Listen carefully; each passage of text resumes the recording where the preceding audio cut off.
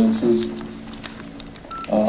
Man, some very, very highs and some really low lows, but overall, just I would say a phenomenal experience. I would say that at this point, I would allude to kind of where we are now as base camp.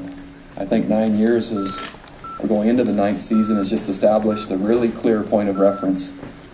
Not a point of reference that deviates much on any given year.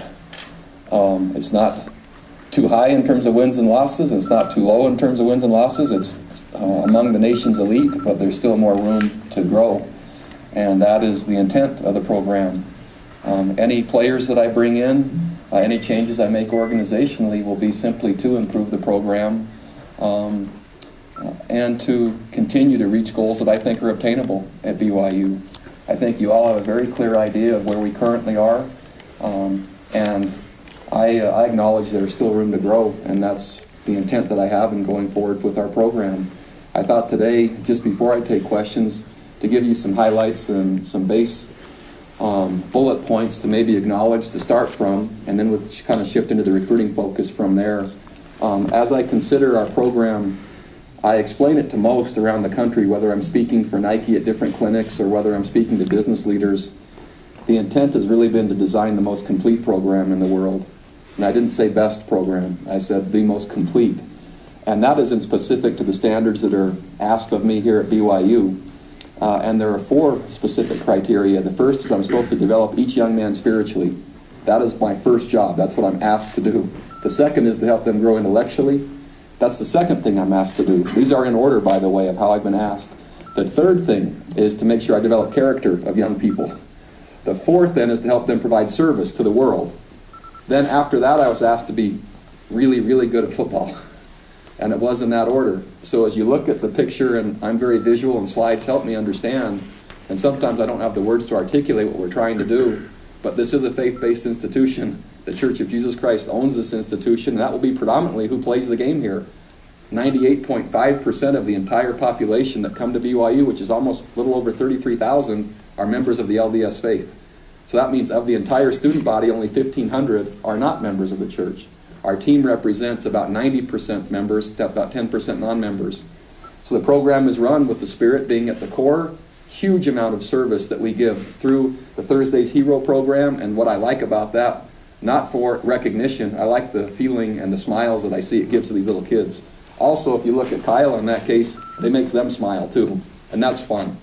As we get to each week's end on Thursdays for the heroes to come in, and our team is all focused and getting very specific about their execution in front of a lot of people and who we're going to play, it's nice to pause just for a minute and look outside and help somebody else. Which, by the way, 70% of our team over the past 8 years, that means when we line up with 11 players, 8 of which on either side of the ball are either having returned from missions or getting ready to go. And that's what that looks like. As Devin Mahina shows that. Similar product in terms of smiles on faces as the upper right. And then I think it unifies our team, the bottom right, in a way that I don't think is obtainable without some stronger purpose. And I think the academies would be similar. When you watch the kids from Army and Navy and Air Force play, and playing against them, they play really hard, but there's another component that adds to the uniqueness of that institution. And so in terms of trying to provide an overview, that's where I would start. The next, each year as well, because it's signing day, easy to forget about these guys, but there are 8 players that are back from missions.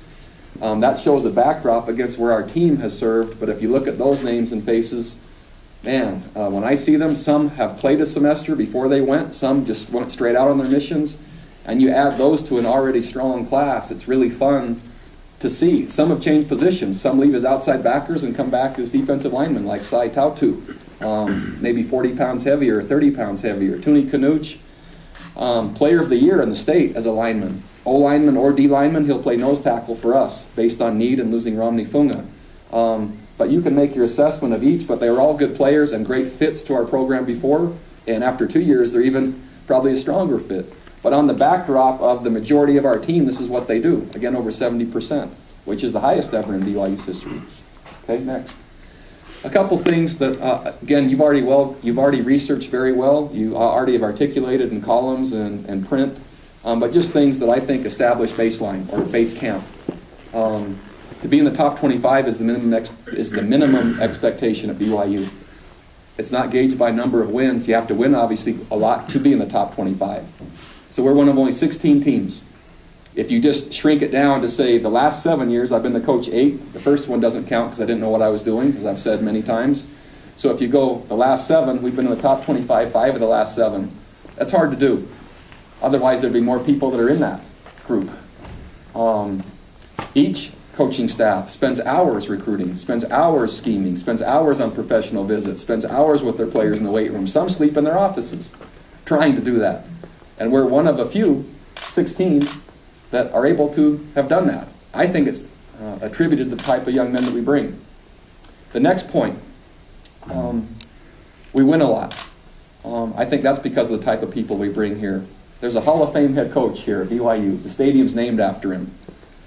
If we were able to continue on the same pace we are now, we'd be able to live up to his expectations. Whether that means Hall of Fame, whether that means national championship, I don't know any of that. But what I do know is he set the mark. And I'm talking about Coach Edwards. And anyone that follows Coach Edwards should strive to do on the field and have similar success as to what he set the mark to be.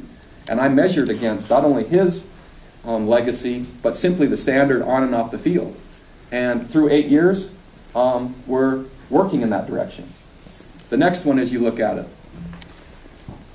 In the world of coaching, it's hard to win 10 games. It's hard to do.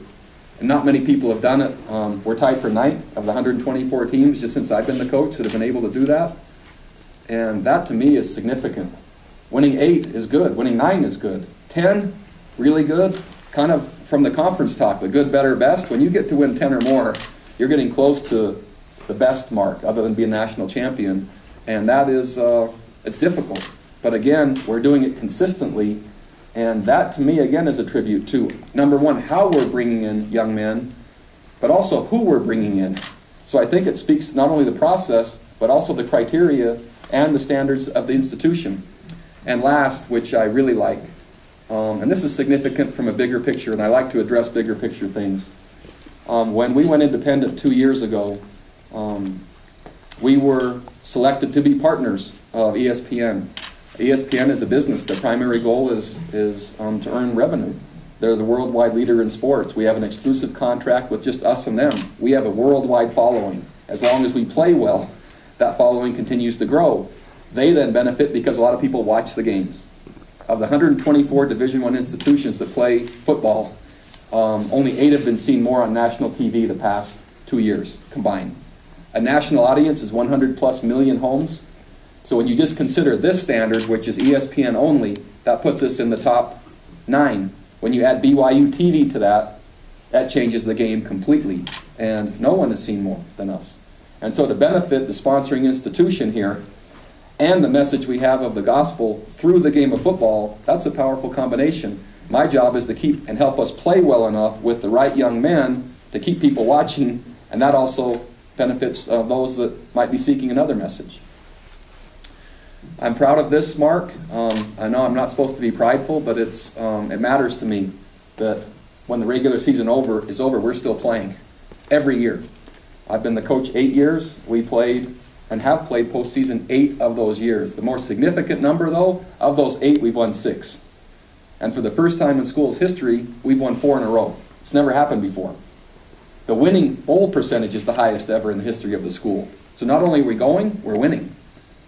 And again, whether you choose to count my first year or not, I think we have to because I coached here, but I've learned so much from then, and that has really set a great standard for going forward. And I love finishing the season on a win and seeing the players get their pictures taken. By the way, we don't take a team picture any longer at the beginning of the season. We take it during bowl week because a lot of players come and go between the start of the season and the end.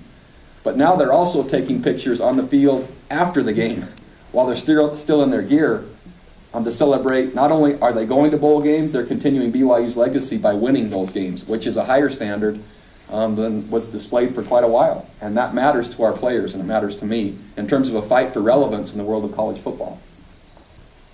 This is what our class looks like.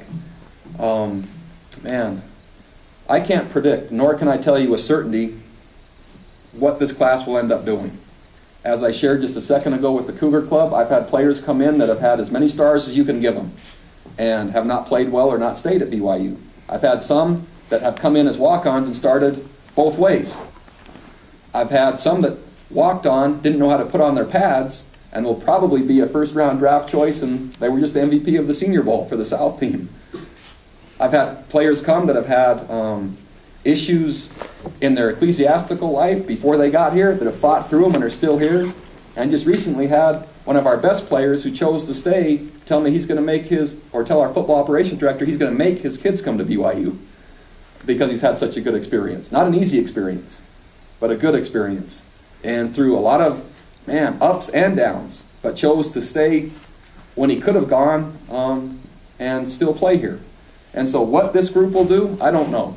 And if anyone predicts they know, well, the last that I've heard, and my football operations director, Dwayne Busby, he's my link to the outside world.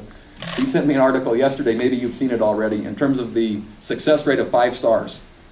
And if you've read it already, the way that I interpreted it, 1 of 4 ends up being truly a 5-star or an impact player at the school they go to. That means 3 of the 4 don't. I think it was 25% or 22% actually never stayed at the institution they went to as a 5-star. So while today can be measured, and a lot of times rankings come out based on number of stars, I will honestly tell you I've never looked at any of the services that have stars.